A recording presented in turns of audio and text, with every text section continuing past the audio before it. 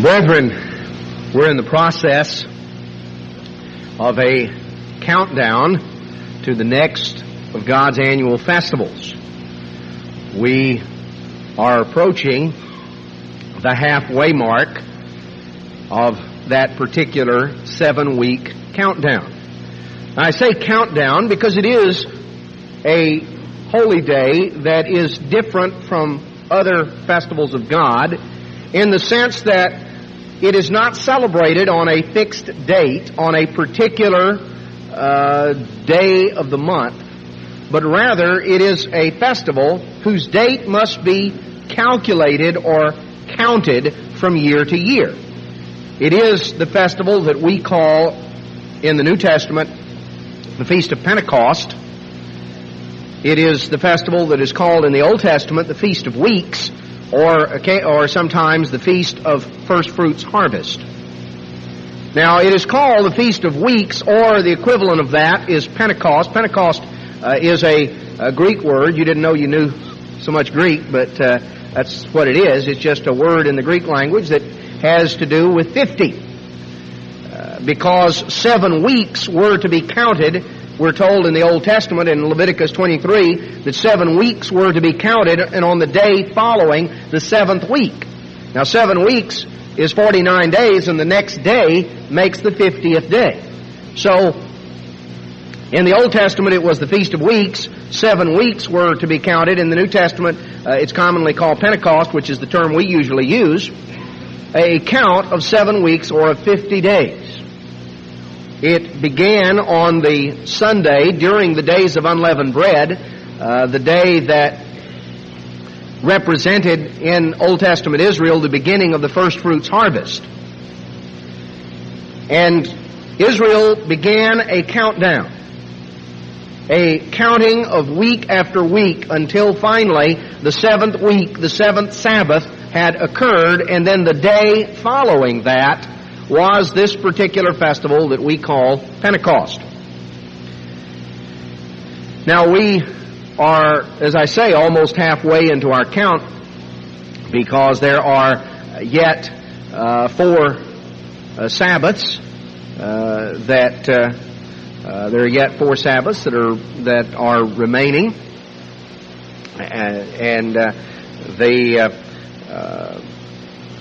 as we by next Sabbath we will be over halfway there. Feast of Pentecost coming up in just a matter of a few weeks. We have yet 1 Sabbath in April and 3 Sabbaths in May prior to Pentecost. And as we approach Pentecost, it is appropriate that we begin to focus in on some of the lessons and some of the things God would have us understand. And by the way, while we're talking about Pentecost, let me just mention, we've not started making announcements yet, but services for Pentecost are going to be held in Lafayette. So Baton Rouge gets to drive this time. We'll give you details in subsequent weeks, but we figure that you're not the ones that are going to have to drive every time. You wind up and drive a goodly portion of the time, but we're going to have Pentecost over here. So we'll give you the details on it in the next week or two. But anyway, as we focus in, as we begin to orient our thinking toward this festival that is coming, it is appropriate that we think in terms of various of the lessons and principles connected with it. One of the things that is very much tied in with Pentecost, because it is, after all, called the Feast of First Fruits Harvest. Now, God used the agricultural cycles of ancient Israel to illustrate principles concerning His spiritual harvest. God used the physical harvest seasons as a type of the spiritual harvest in which He is engaged. Ancient Israel was called as a kind of first fruits to the Lord. We, as God's church today, are called a first fruits to the Lord. Pentecost represents a focus in on the church and on the unique mission and calling of the church. It represents the beginning of the church as a special covenant body, a group of individuals bound in covenant to God. It had its beginnings in the Old Testament with what is called the Old Covenant. It had its beginnings in the New Testament on that day of Pentecost, just a matter of 10 days after Christ's ascension into heaven. That day of Pentecost in 31 A.D. that's recorded in Acts chapter 2, that saw the beginning of God making a new covenant with Israel, with spiritual Israel. Now, the church had its beginnings not in the 20th century. The church didn't begin with Mr. Armstrong. The church did not even begin in Acts 2 in 31 A.D. The church had its beginnings all the way back in the Old Testament period. We're going to see in Exodus 12, God first called and dealt with the congregation of Israel. God began to deal with the church, called in the book of Acts the church in the wilderness, the congregation of Israel. God began to deal with a church, and God had a reason and a purpose for calling out that church. Now, what we're going to notice is that God's commission to His church in the Old Testament was the same as His commission to the church in the New Testament. Many parallels in the commission that God gave to His Old Testament church and to His New Testament church. The Old Testament church fell short of fulfillment of the commission God had given them. The record and the example of the Old Testament church is recorded for the benefit of the New Testament church. The Apostle Paul tells us that in his letter to the Corinthians when he says these things were written down for our admonition. They were written down as examples for us. The record of God's dealing with His Old Testament church is preserved for the benefit of the New Testament church, so that we might look and see what things interfered with the Old Testament church fulfilling its calling, and that we might learn from that so that we don't fall into the same pitfalls. You know, the devil's not very original. He keeps casting the same stumbling blocks in front of God's people from the beginning all the way down till now. He really doesn't come up with too many original tactics. He uses the same old thing. Now, if we understand what it was that prevented and kept the Old Testament church from the fulfillment and the accomplishment, the achievement of the calling God had given them, then we're in a position to understand more clearly the things that can also keep us from doing the things that we need to do. There are many examples and there are many lessons. In Exodus chapter 12 and verse 3, we find Moses simply told, "Speak you unto all the congregation of Israel."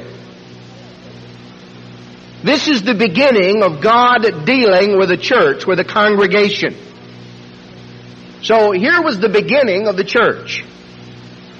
The congregation of Israel, as it was called. Now, what is it that sets us apart?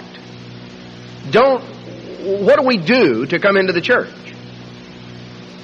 Well, we, based upon faith and repentance, we're baptized, right?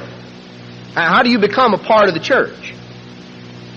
Based on faith and repentance, you're baptized. Now, did God require anything similar for His Old Testament church? Well, we find the example in Exodus 12 and Exodus 13 that God required a level of faith, and he required the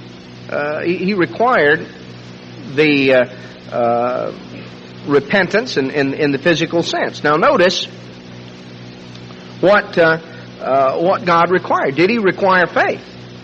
Well, Exodus chapter 12, they were told in Exodus 12:12, God said, I will pass through the land of Israel this night, and I will smite all the firstborn in the land of Egypt. And against all the gods of Egypt I will execute judgment. The blood that shall be to you for a token upon the houses where you are, when I see the blood I will pass over, and the plague shall not be upon you. So, here, Israel was told what God was going to do. Now, faith was required, faith that included works. They had to believe that the key to survival was being under the blood of the Lamb.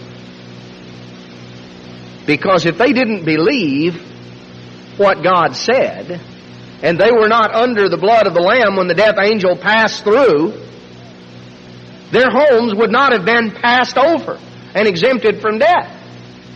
Rather, the first.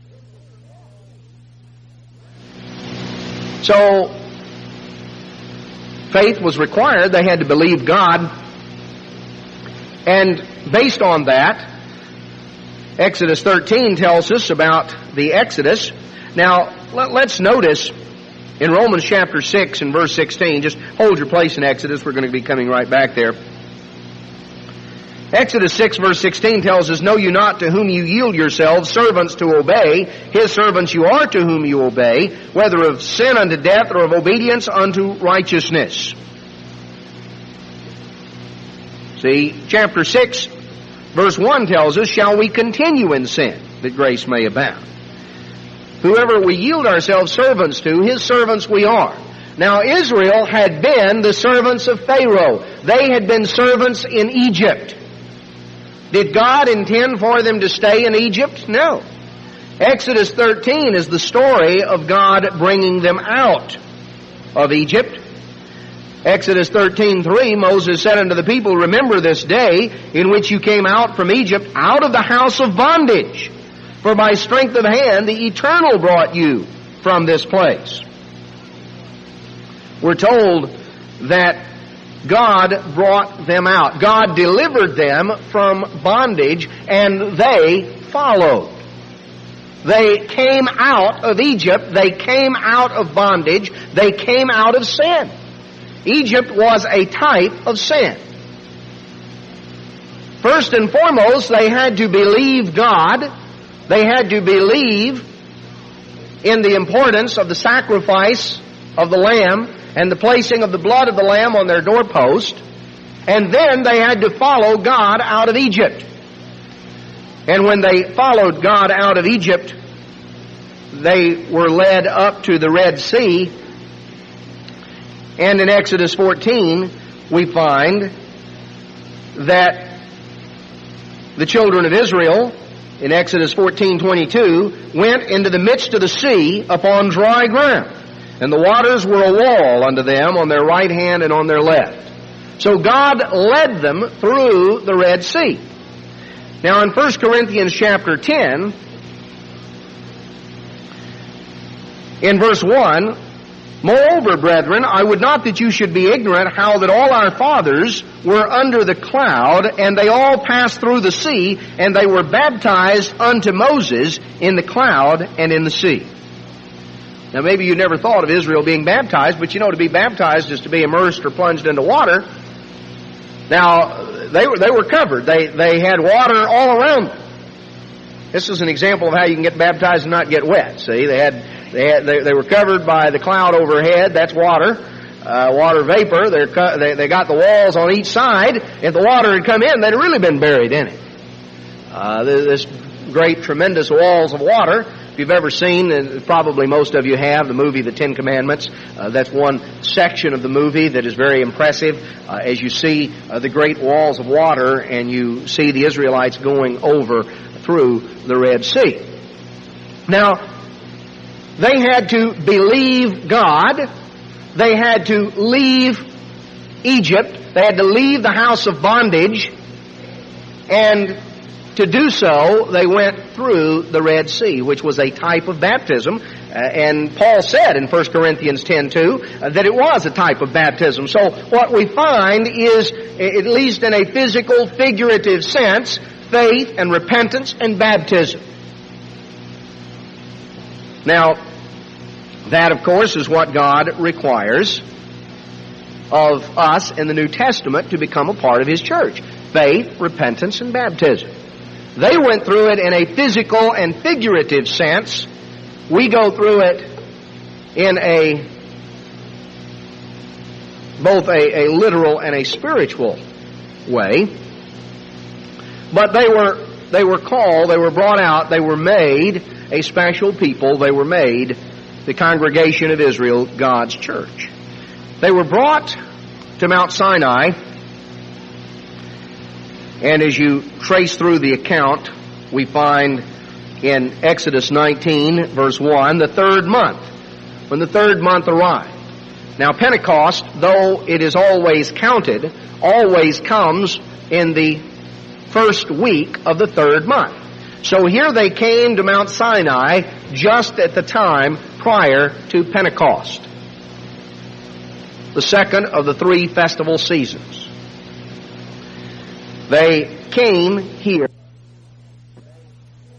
to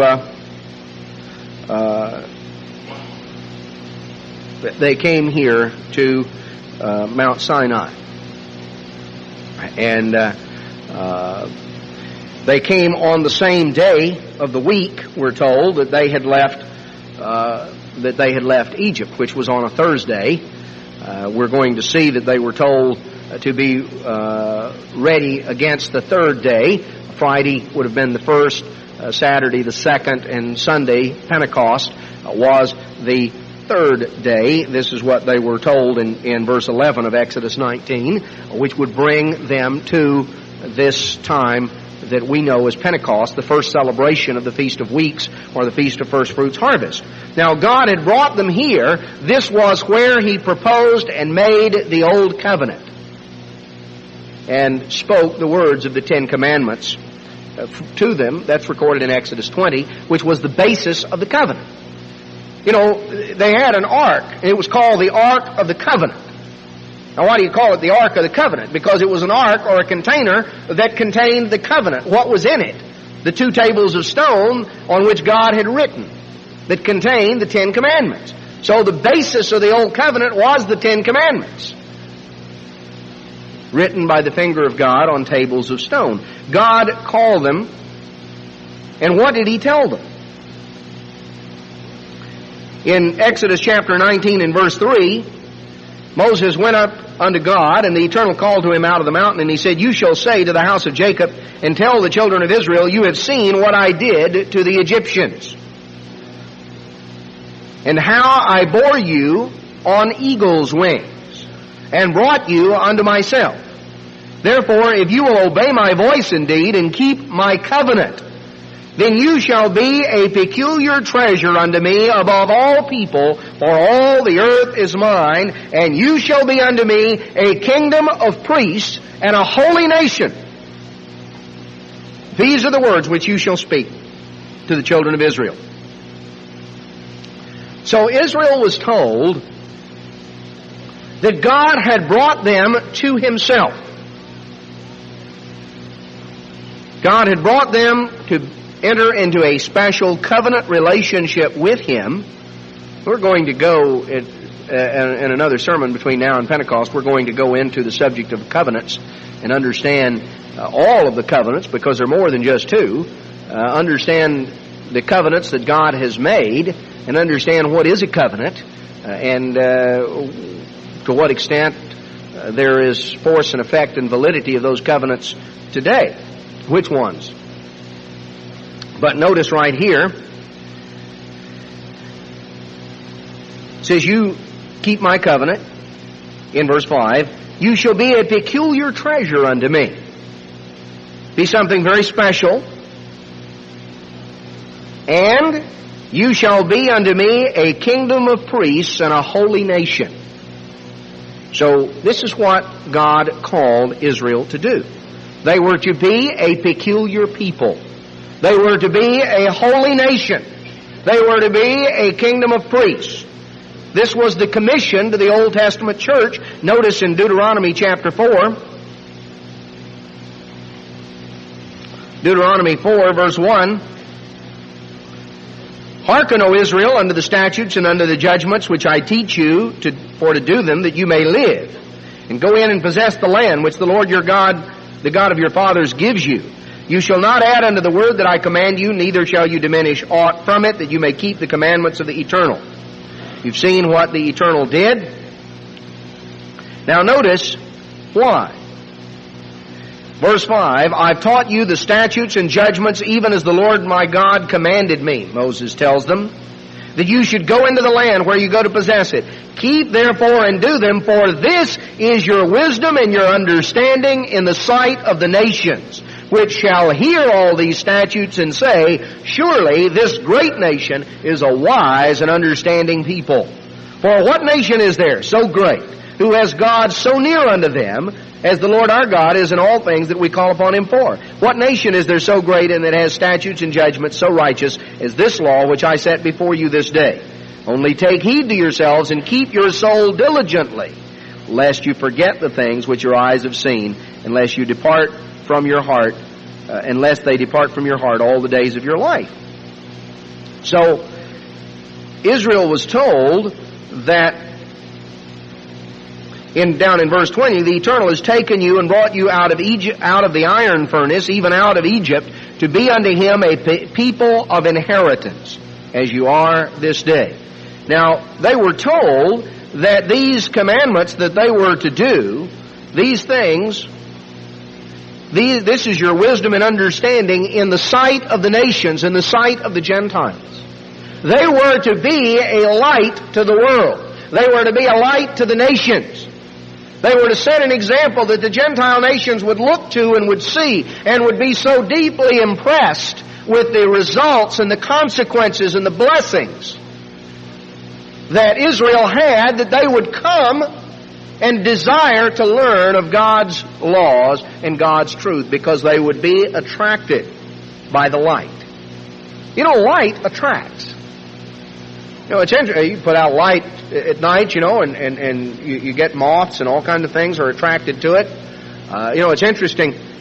We had our camp out last weekend. By the way, I want to express appreciation to you, those of you who prayed about the weather, because everything worked out terrific.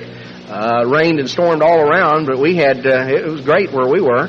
Got just a few minutes of a little bit of a shower earlier on in the evening, but when I say a few minutes, I mean a few minutes, you know, 10 or 15 minutes. It didn't amount to much. In fact, it had stopped by the time I got there. I'd gotten tied up in Baton Rouge and was late getting there, and it had actually stopped before I got out there. Though I drove through, boy, it was looking worse and worse. Closer I got out there, you know, lightning, you could just see the whole horizon, just absolutely light.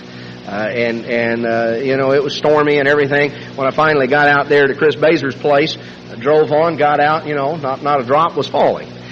We had a very pleasant evening and morning, and everything went well. But you know, when we had wood piled up for a big bonfire, and when we started the bonfire, you know, it was amazing. People kind of came out and around, and pretty soon you had people attracted to the light. Light attracts.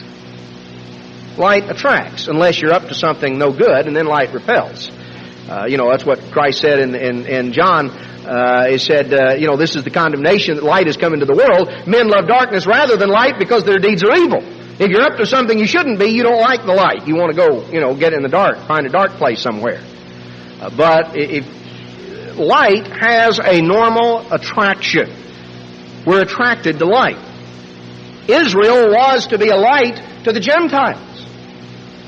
They were told here in Deuteronomy 4 that they were to go in, that they were to hold on to God's law, they were to live by that law. They were to live their lives by that law, and there would be blessings and benefits. And the result is, he says, this will be your wisdom and your understanding in the sight of all the nations. They're going to say, what nation is so great?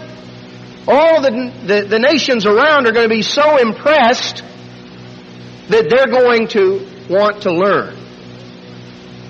So Israel had a commission. They were to be a holy nation. They were to be a kingdom of priests. They were to be a peculiar people. They were to be a special treasure to God, the first fruits of His increase. Now, first fruits presupposes there's something else to come, else you don't have a first fruits. Jesus Christ is called the first fruits of them that slept in 1 Corinthians 15. Paul uses that and says that, the obvious implication is, if He's the first fruits of those that sleep, then the rest of us that sleep or that die are also going to come up, because He's the first fruits of those that sleep. He's called in Colossians 1:18 the firstborn from the dead, which means that we also will be born from the dead. Not a physical birth, but coming forth into a new spirit life. He's the firstborn. He's the first fruits. He went first. Now, Jeremiah 2:3 says Israel was holiness to the Lord and the first fruits of His increase. If Israel was the first fruits of His increase, that presupposes God did not intend to stop with Israel. Israel was not the stopping place, it was the starting place. The church today does not represent God's stopping place, it represents God's starting place. So Israel of old, the congregation of Israel, the Old Testament church, had a job and a commission. And it very strongly, of course, parallels our job and our commission. Because what are we told? That we are to be conscious of. Titus 2:14 talks about Christ who gave Himself for us that He might redeem us from all iniquity and purify unto Himself a peculiar people zealous of good works. Does that sound like what God said to Israel? That He might redeem us from all iniquity? Might make us a peculiar people zealous of good works? Isn't that what He told ancient Israel? What about back in Peter? 1 Peter.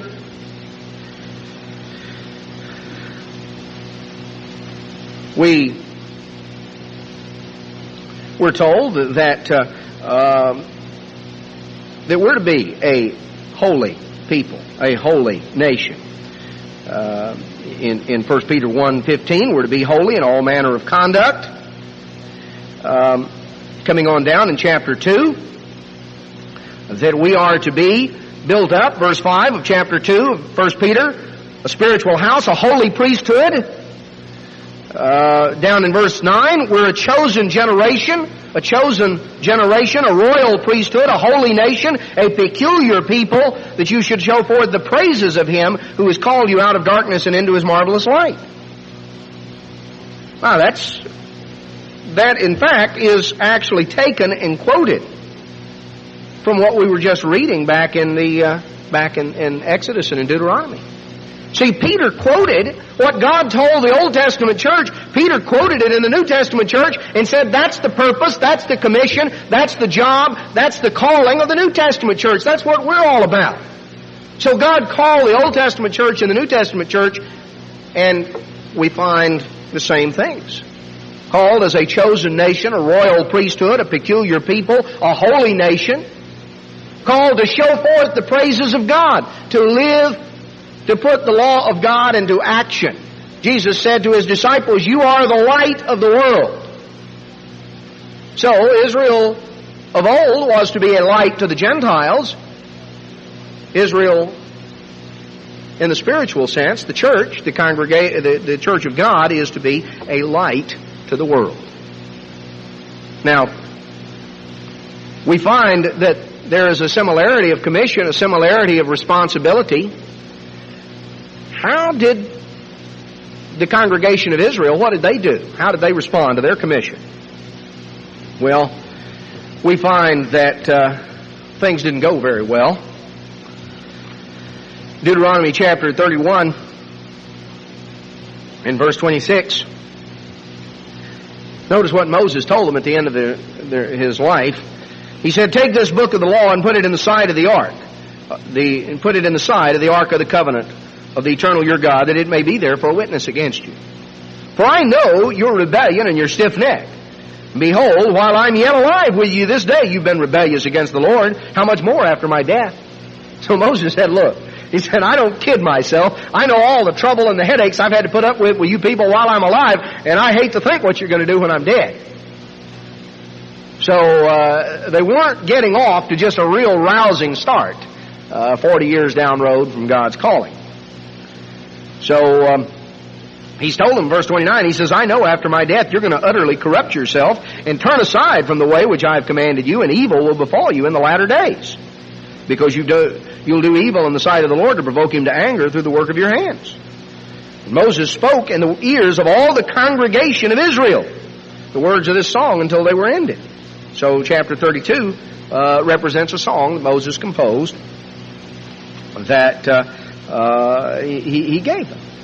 So we find that there were problems. Now, through the time that Joshua and the elders that outlived him immediately, this first couple of decades after Moses' death, things were pretty well held in check. They were held in check not because of the attitude of the people so much as the strength of God's government and the way that it was administered.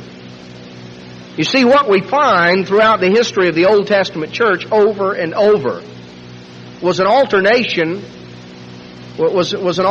between strong government and weak government. Over and over, you find an alternation between strong government and weak government. Now, in the times of strong government, they pretty well adhered to the line because they weren't given a whole lot of choice. It was either shape up or ship out.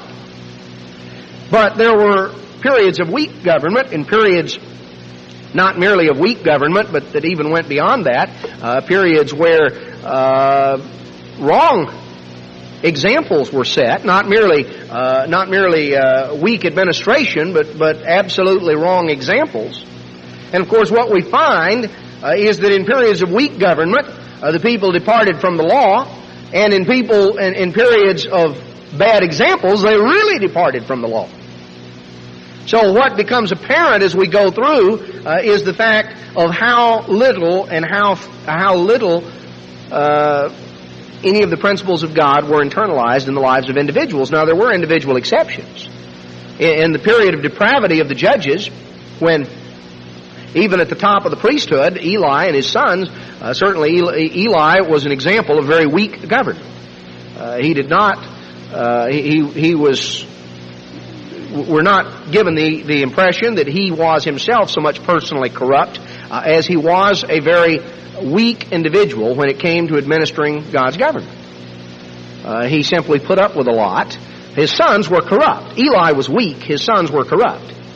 And of course, weakness allows corruption to flourish and thrive.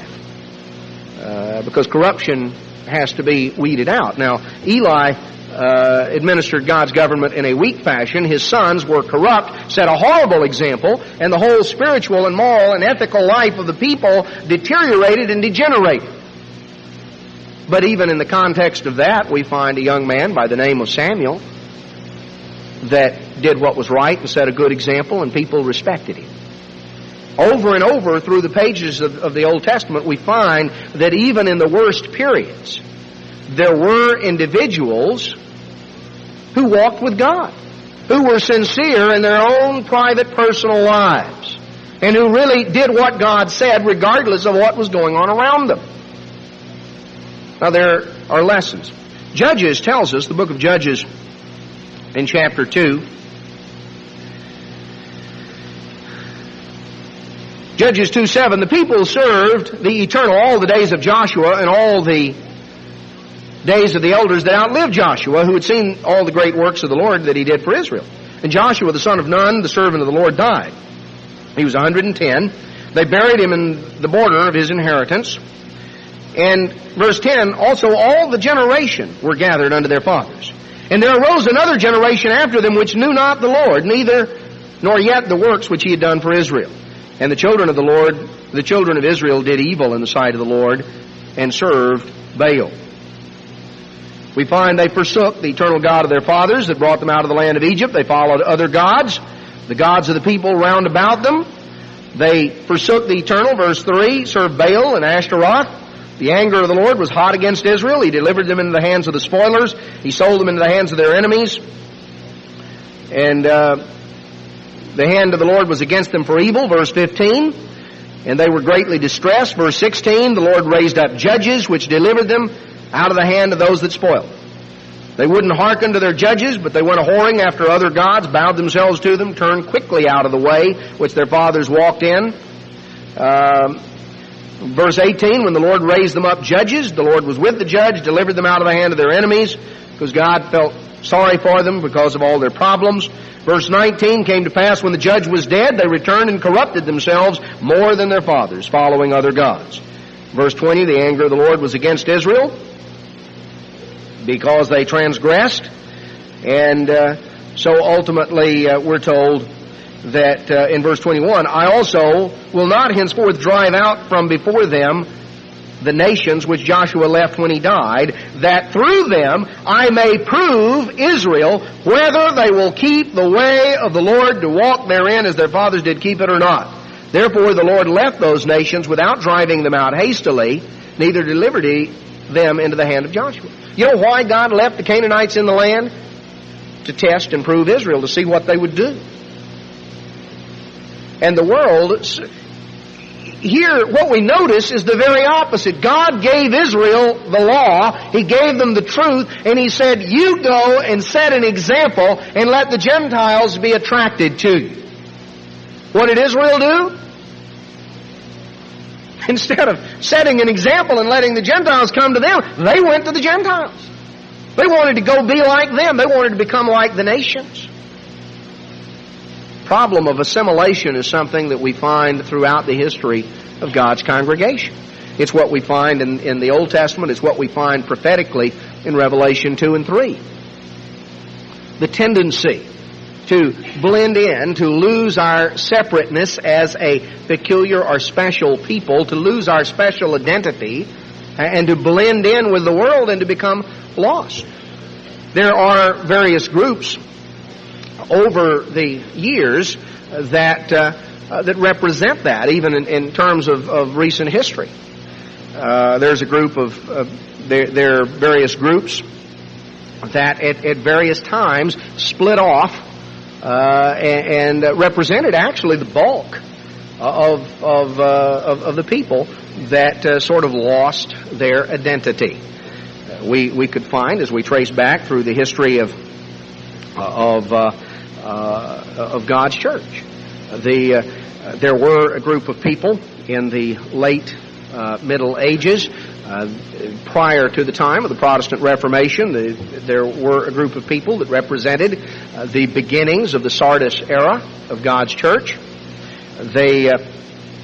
Many of them were known by the name in Europe of Anabaptists, which means rebaptizers, because they did not accept the christening of the Catholic Church as being of value, but rather taught the need to repent and be baptized as an adult. You can go back and you can read the story of their development. This represented the beginnings of what we know as the Sardis era of God's church. This emphasis that was stressed. Yet, as the Protestant Reformation began, and what we find is that the overwhelming majority of those individuals who were a part of God's true church began to make compromises with the followers of Martin Luther and John Calvin and others, and ultimately ceased to keep the Sabbath and the Passover. That really represented the beginning of what became the Baptist church. They just simply became a part of the world, became indistinguishable, as they are today, indistinguishable from any other Protestant denomination, but represented a departure in the vast overwhelming majority. It was only the remnant that remained faithful. You could come on forward in the 18th century, The group that had come over to the United States in the 17th century, that had of the Church of God, that small remnant that had come there to Rhode Island, by the early 1800s, they had become known as Seventh-day Baptists. There is a denomination, a very small denomination to this day, known as the Seventh-day Baptist, but it represented by on up into the 1800s the vast majority of God's people, those who had been a part of the Church of God, had the only thing they clung to was the Sabbath, and then that only in a very superficial way. But the Seventh-day Baptists have so lost their identity that they have simply become indistinguishable from the other Protestant denominations, with the one exception of the Sabbath, but they've so watered that down that they've ceased as any sort of viable group. They assimilated in with Protestantism around them. There was a period of certain small period of revival in the churches of God around the middle of the 19th century, but ultimately, even there, the majority wound up and associated themselves with a woman, the wife of an elder, or a woman who claimed to be a prophetess, and those who followed her, which ultimately turned out to be the majority, called themselves Seventh-day Adventists. And though they started out with an association, were drawn from people who were associated with the church, they've gone further and further again to where they have virtually assimilated in with general Protestantism. You know, there was a time when they wouldn't have thought of keeping holidays like Christmas, yet today it's very commonly done. Any of you who are familiar with that church realize the extent to which gradually, one by one, the things that set them apart. The tendency is always to blend in. Mr. Armstrong came among that dead and dying remnant of the Sardis Church, the Oregon Conference of the Church of God, up in the 1920s. And God used him to raise up the next stage of God's church. You find that story, you could go through the entirety of New Testament and Old Testament history, because that's the tendency of human nature. The tendency of human nature is to slow down. The tendency of a fire is to burn down. You've got to stir it up. We have to continually stir up the gift of God that is within us. Israel was set to be a light to the nations, but instead of being a light to the nations, they left aside what they were doing and went after what the nations were doing. This is the story you find right here. This summarizes the book of Judges and the account there. The only time, there was a very brief period of time when Israel functioned to at least some extent as God had intended. And this was the period of King David, the latter part of David's reign, the early part of Solomon's reign. Is the only period of any consequence when Israel sort of did what they were called to do. In 1 Samuel chapter 13,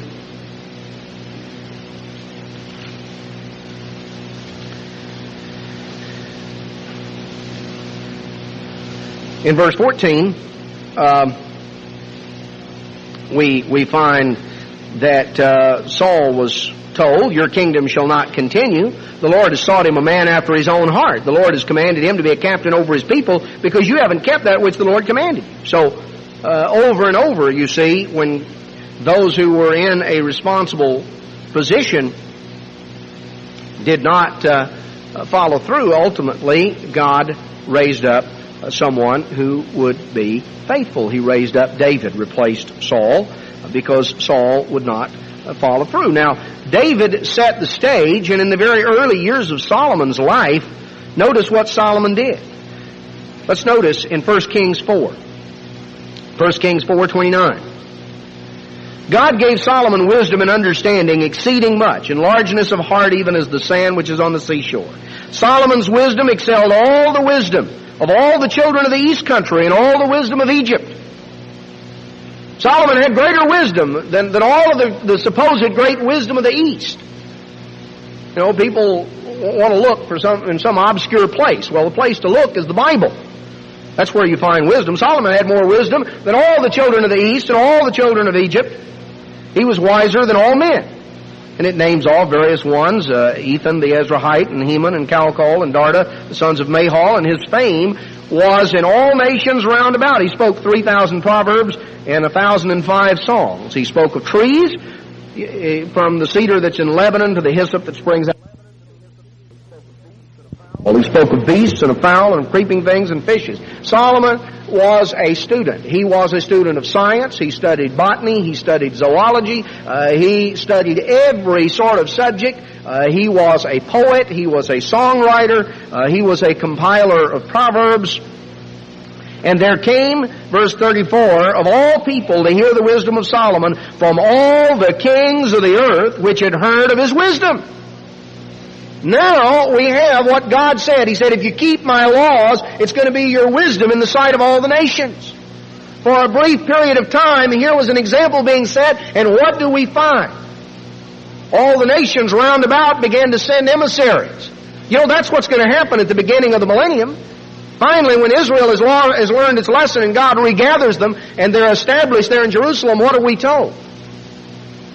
We're told that the nations round about will say, come, let us go up to the God of Jacob and He will teach us of His ways. The nations round about, the Gentiles, are going to look to what's going on in Israel, regathered after the tribulation, after the return of Christ. They're going to look to that and they're going to say, hey, we want what you have. And so we're told in Isaiah that they're going to say, come, let us go up to the house of the God of Jacob. He'll teach us of His ways. We want to learn what these people know. And at that time, Israel is going to begin, finally, the fulfillment of the commission that God gave them. But what we have here, you see, as we go on through the things that were there, that Solomon, we're told in verse 24 of chapter 5, he had peace on all sides round about. We find that there was peace, there were benefits, there were many things that were going on. And people came and they sought to come up. We're told in chapter 10 of 1 Kings that the Queen of Sheba heard of the fame of Solomon concerning the name of the Lord, and she came to prove him with hard questions. Came to Jerusalem with a very great train.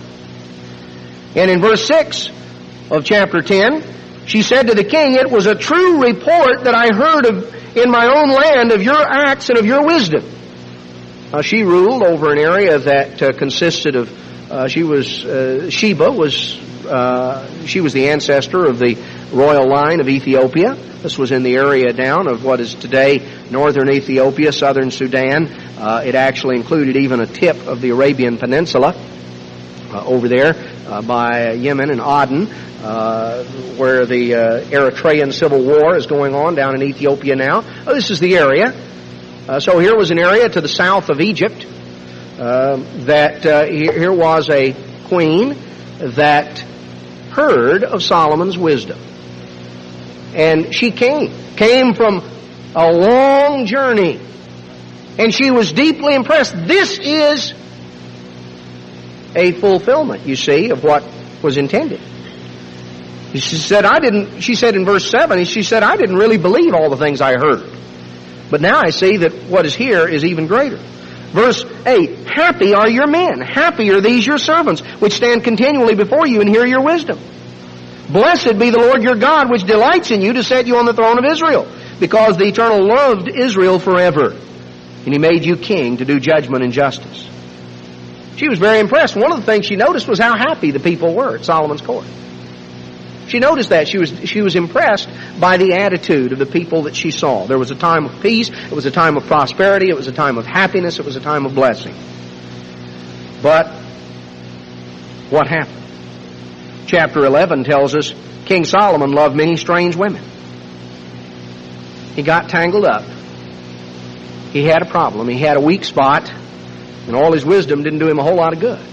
because he began to get tangled up in various relationships with women of other nations, and the thing that God had told him not to do, he did. And so we find that Solomon turned more and more away from God and became more and more entangled in trying to please all of these women and to gain their favor, until he wound up obsessed with that. And, of course, the situation deteriorated. In verse 14 of 1 Kings 11, the Lord stirred up an adversary for Solomon. In verse 23, the Lord stirred up another adversary. And finally, Solomon died. And chapter 12 is very crucial, because after Solomon's death, Rehoboam went to Shechem. All Israel was come to Shechem to make him king. And Jeroboam, who had had to flee during the time of Solomon, came with a delegation, and they demanded lower taxes. And this was the original tax revolt, that they said, lower our taxes, and instead of Rehoboam making a pledge, you see, of no new taxes, read my lips, and then turning around and raising them a little later after things calmed down, he wasn't that smart. He was not a real smart politician. He just blatted out what he intended to do, and threatened them and said, well, I'll raise the taxes if I want to. If you don't like it, I'll be rougher on you than my dad was. So they just said, well, you raise them on somebody else, we're going to get a new king. And they left. And so the 10 tribes rebelled against Rehoboam, and if God hadn't had mercy in terms of honoring the promise he had made to King David, Rehoboam would have lost the whole thing. But he held on to Jerusalem, to Judah and Benjamin.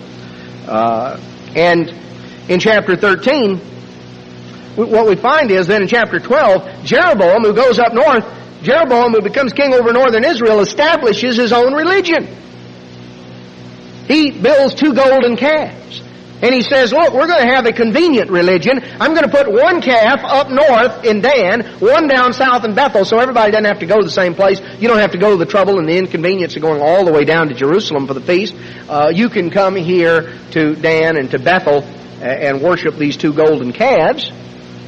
After all, that's biblical, isn't it? Worshipping golden calves. Didn't our ancestors do that, back in Mount Sinai? A lot of things are biblical, but it's what does the Bible say? That's the key. Sometimes people say, well, that's in the Bible. Well, sure, a lot of things are in the Bible, but sometimes what's in the Bible about them is that you shouldn't do it, and that Jeroboam kind of overlooked. See, so we come on down through the story that the stage was set and the kingdom split. Jeroboam made a paganized version of the truth the official religion. Israel never again returned to the true God.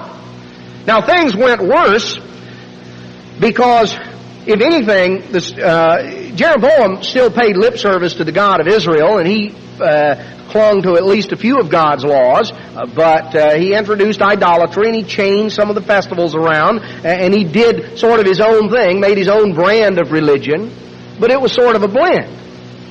Now by the time we get to 1 Kings 16, we find that Omri becomes king in verse 23. Omri was famous and gave his name to this dynasty that ruled. We don't usually. Omri was of great fame and great note in the ancient world. In fact, the dynasty that he established was noted to the point that some of the foreign nations actually referred to Israel as the house of Omri. In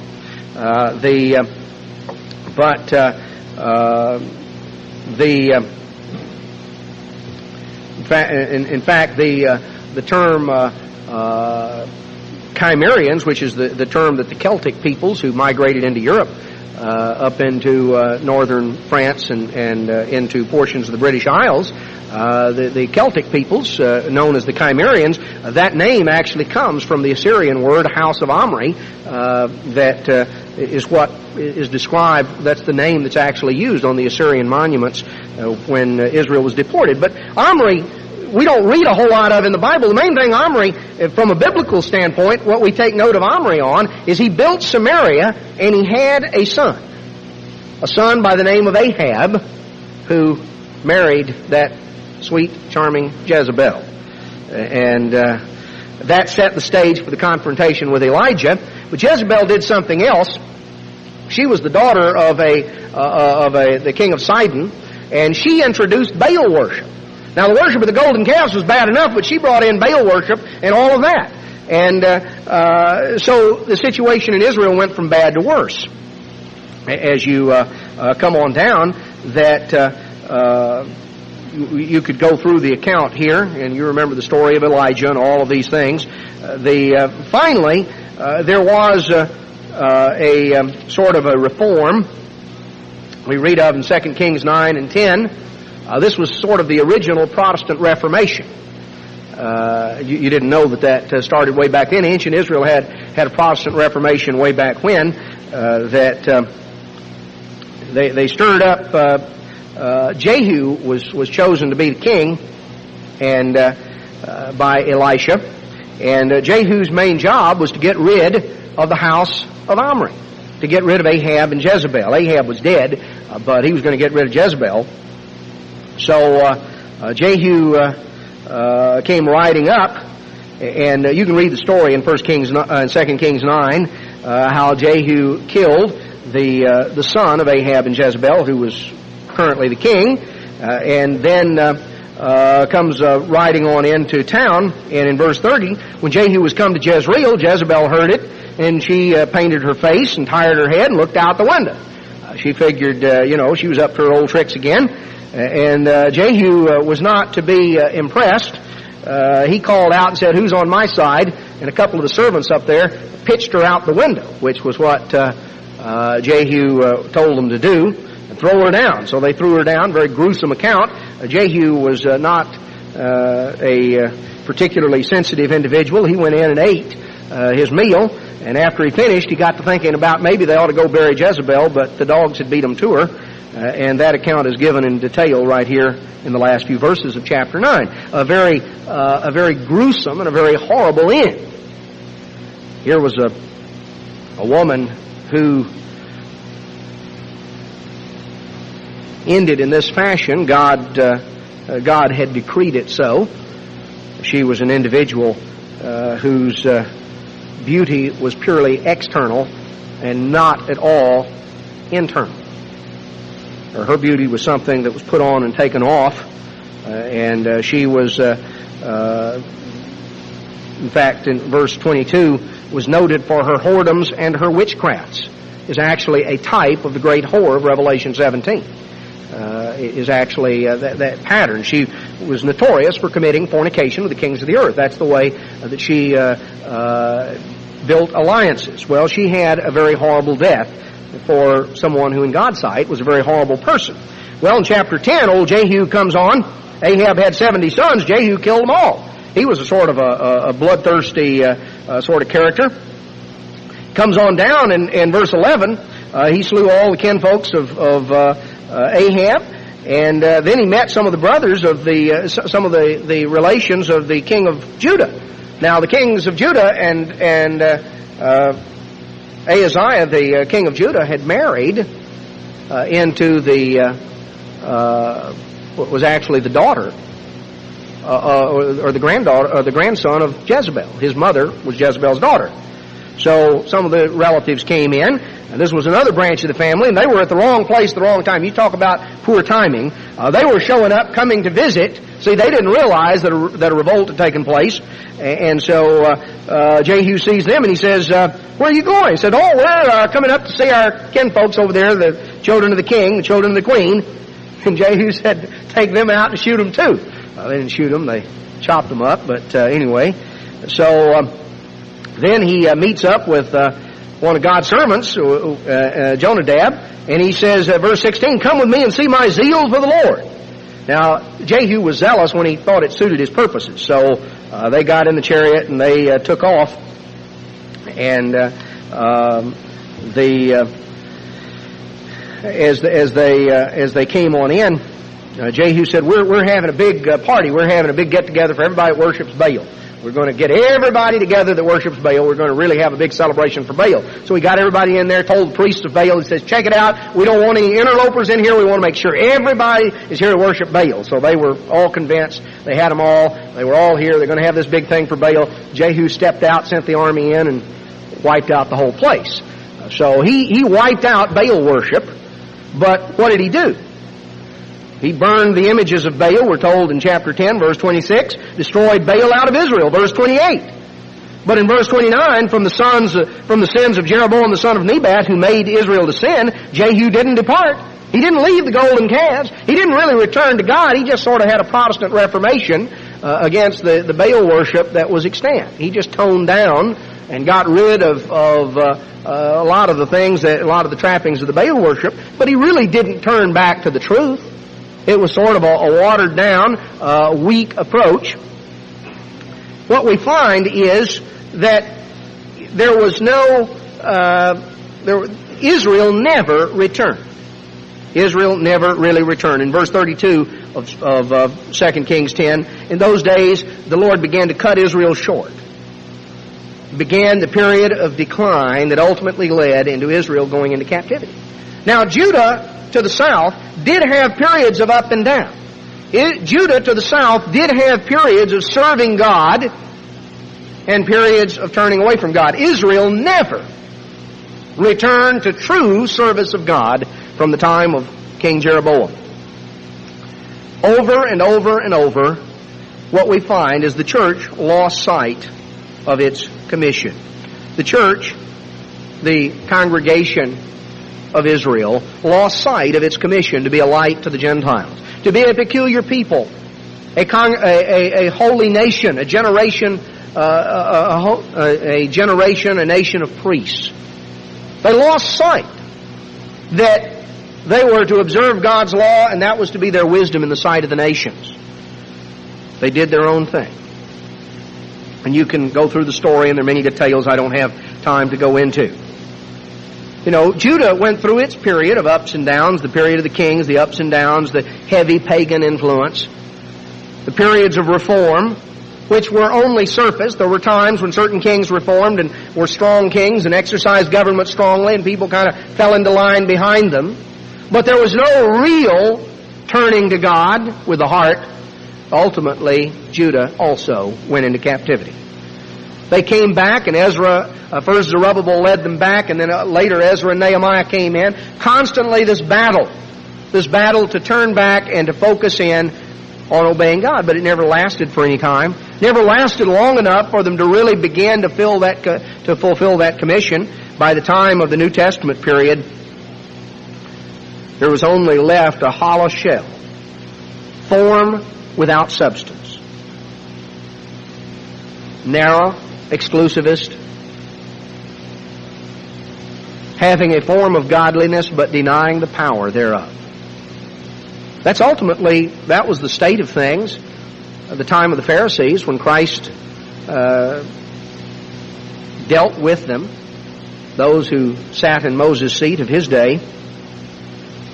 Now, we have this example. Over and over and over we find what the congregation of Israel did and their problems of faithfulness to God and of keeping their eyes on the job that God had called them to do. God today is dealing with His church, and God's church is spiritual Israel. There is physical Israel and there is spiritual Israel. And there are certainly physical promises and physical things that deal with the physical descendants of Abraham, but in the spiritual sense, there is a spiritual Israel. In Romans chapter 11, it talks about God's people, and it talks about how that ultimately, from a spiritual standpoint, the Gentiles are grafted in to become a part of spiritual Israel. You know, what are we told in Galatians 3:29? That if you are Christ, then are you Abraham's seed and heirs according to the promise. When you come into the church, when you're converted, regardless of your ethnic background, to follow the analogy of Romans 11, you are grafted on to the stock of Israel from a spiritual standpoint. Spiritually, you become a part of the first fruits, the spiritual first fruits. If you're Christ, you're Abraham's seed and heirs according to the promise. So from a spiritual standpoint, there's neither male nor female, Jew nor Gentile. Obviously, physically, we are what we are, whether from a standpoint of male and female or a standpoint of our ethnic background. But from a spiritual standpoint before God and in terms of the plan and the purpose that God is working out to bring all into His family, God's church, regardless of the background, because God has called His church out of all nations and has grafted them on as a part of spiritual Israel. And if you're Christ, then are you Abraham's seed? It talks about it in Ephesians 2. How you who were strangers and aliens from the commonwealth of Israel and from the covenants of promise now have been made a partaker of it. And you go through the example there in Ephesians chapter 2. We are called to do a job that parallels that of ancient Israel. We read it in 1 Peter chapter 2, where we see that we are to be a royal priesthood, a holy nation. That we are to be a chosen generation, a royal priesthood, a holy nation, a peculiar people. 1 Peter 2:9, that we should show forth the praises of Him who has called us out of the darkness and into His marvelous light, which in times past were not a people, but are now the people of God, which had not obtained mercy, but now have. Dearly beloved, I beseech you as strangers and pilgrims, abstain from fleshly lusts, which war against the soul. Have your conduct honest among the Gentiles. We are to set an example, to follow the example Christ set. Verse 21, He suffered for us, and He left us an example we should follow in His steps. We need to recognize our calling, that we are to exemplify God's way of life. We are to be a light to the world. We're to look at the example of our spiritual forebearers, the example of ancient Israel, the example of the congregation of Israel, the church in the wilderness, is written down and preserved for our benefit. We're told in 1 Corinthians 10:11 that these things happened unto them for examples. And they're written down for our admonition, upon whom the ends of the age are come. Wherefore let him that stands, that thinks he stand, take heed lest he fall. There is no temptation taken you, but such as is common to man. The problems we're going to run up against are the problems they ran up against. They're the problems human beings run up against. But God is faithful. He will not allow you to be tested above your ability to resist. We're told to flee idolatry, to flee compromise with the world, to flee the things that draw us into losing our identity as Israel of old lost theirs time after time. These things that happened to them, the things, the examples and record of the Old Testament church, are examples for us. They're written down and they're preserved for our benefit so that we can read it, because we have to be careful, not just think we stand. He that thinks he stands better take heed lest he fall. The temptations that take us, the temptations that beset us, are the temptations that have beset God's people through the centuries. The key to avoiding the succumbing to those temptations is to draw nigh to God, to walk with God, to draw close to Him. God is faithful. He will make us stand if we draw close to Him and we walk with Him and we drink in of His Word and of His Spirit. And we recognize the importance of fleeing from idolatry, fleeing from the polluting influences of the world. Let's not see how close to the world we can get. Let's see how close to God we can get. Because, brethren, these things are written for our admonitions, upon whom the ends of the age are come.